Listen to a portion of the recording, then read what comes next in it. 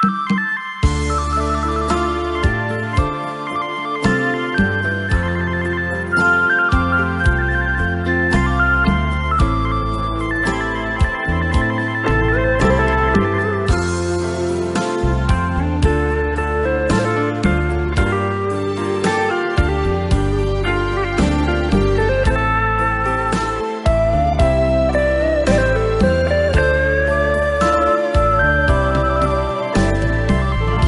ុំលើករៀបរាប់សូមពីដឹងគុណ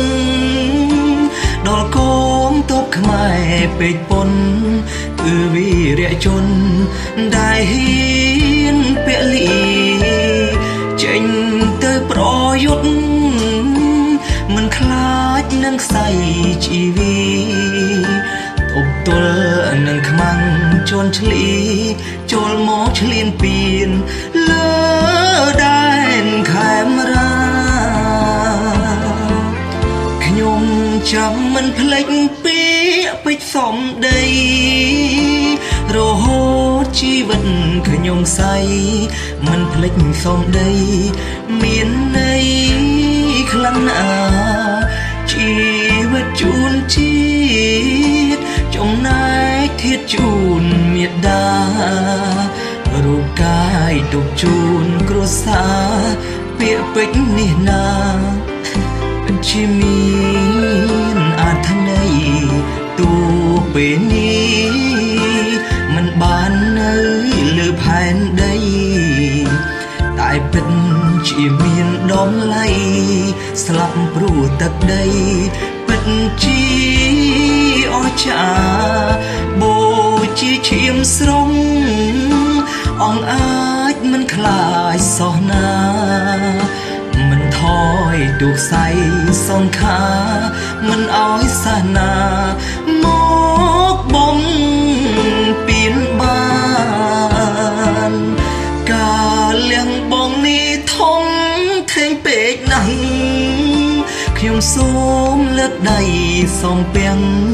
ដល់ដួងញាណខណ្ឌកងទ័ពក្លាហាន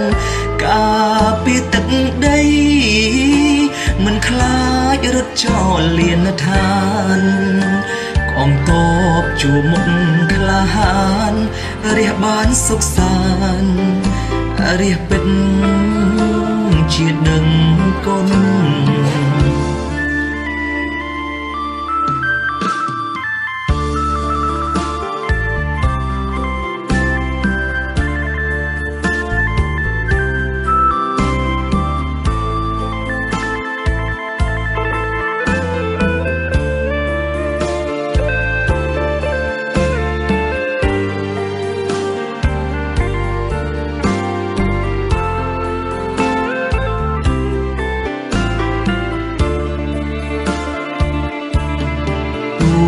ពេលនេះមិនបាននៅលើផែនដី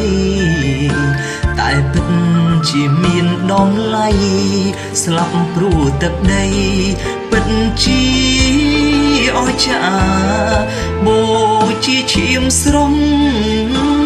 អង្គអាចមិនខ្លាចស្អស់ណាមិនថយទូខ្សែសងខាមិនអោយសាសនាមកបំពេញបានការលះបង់នេះធំធេងពេកណាស់ខ្ញុំសូមលើកដៃសំពាំងដល់ដួងញាណខណ្ឌកងទ័ពក្លាហានបូជាឈាមស្រង់មិនខ្លាចរត់ចោលលៀនឋាន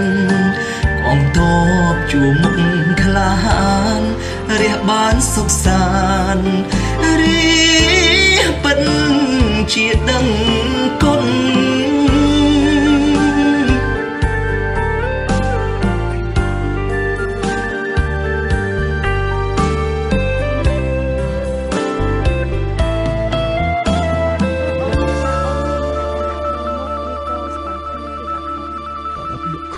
នៅវិលមកតិចអ្នកគ្រូ